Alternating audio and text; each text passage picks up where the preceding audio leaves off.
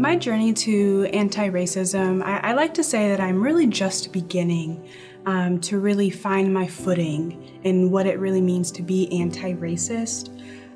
Growing up, I'm from Tucson, Arizona, in a pretty diverse area. I went to 2 different elementary schools, 2 different middle schools, with a pretty diverse population of students. And they were great experiences, getting to know new people, new friends, new cultures. And then I get to high school. It was a culture shock for me. I was one of a handful of Black people. There was about 1,700 students, and I think it was like 97% white. And so it was a big change for me trying to find my footing in that space. I think I was lucky in a sense that athletics kind of opened the door for me, but high school was not easy for me. And I learned in high school that even with teammates, what I look like, my skin tone, it meant something.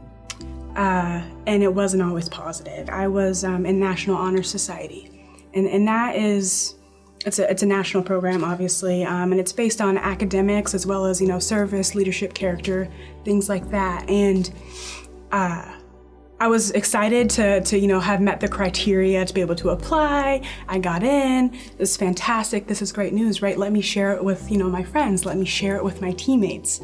This is the community that I was in. And, one of my teammates and, who I thought was a close friend, I share my news. I got into NHS. I'm so excited. And she goes, "You got in and I didn't?" And that kind of, took me back for a second. I was like, well, what does she mean? Like, I'm excited. Why is she not, happy for me? And, so I go home because that's where we all go when we're confused and want to know what's happening. And it was, just a frank conversation with my mom. She goes, "Shakayla, she probably just, you're Black. Black people are not always thought to be able to meet the academic rigor necessary to have some of these accomplishments, shown and talked about." And it was just a really just, a barrier that I hit. And I was like, I thought I belonged, right? It really wasn't until these recent events with George Floyd, Breonna Taylor, where I really, took a look at myself and said, you have a job where you get to influence other lives. So that really just opened my eyes a lot, and that's why I say I'm just starting my anti-racism journey. I've been doing just kind of a lot of just education, not only about the Black community, because I don't know a lot about the Black community, and what is Black joy and Black culture, I don't know. And so learning a lot about that and some of the successes that have come out of the Black community, but also learning about other identities. Working in athletics, you work with such a diverse population of students. And so I want to educate myself in those other identities as well, so that I really have the confidence and the courage to speak up and advocate for those who maybe aren't comfortable or maybe don't have the same platform that I do to make a difference.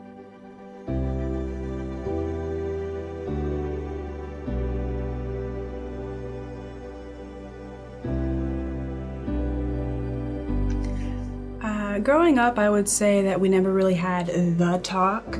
I would definitely say it was more of a series of ongoing conversations.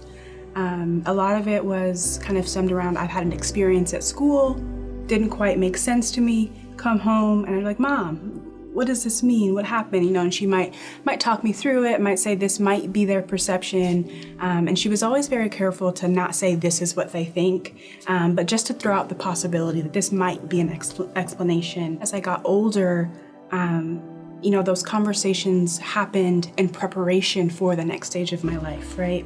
And so I think about when I was first putting my resume together, to my first foray out into, the career field, and applying for things. We had a conversation, and growing up, my mom calls me Kayla. Full name Shakayla, she called me Kayla. And so it was a conversation about preparing myself for, you might put out all of these resumes and not get a single callback. And that's just kind of the way it is. It has nothing to do with you, but it just, sometimes the perception of your name might change the results. But it's just another one of those times where she was preparing me for the next stage in life, just because there are sometimes folks and people who will put you in a box just based on what you look like and what they believe that means for you.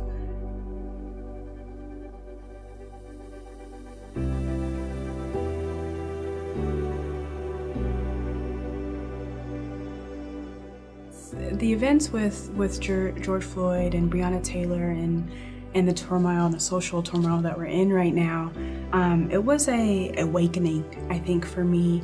And that's not to say that I didn't know, Tamir Rice and the folks who have come before this incident, but I think I was, at a stage in my life where I could really analyze what's happening in our country and really try to form my own opinion about that. And so it was an awakening in the sense that I started to really look for information and knowledge and stats. I changed who I followed on social media because it's great to follow your friends, but I need news, I need information, and I need it from various sources in a way that I consume media. And so I've definitely changed in these last 7-8 months or so. Just what I'm consuming has been different because I want to, like I mentioned earlier, really educate myself what is happening in the world so that I am more prepared to speak on and speak up and speak out to my community and the folks around me when the occasion arises.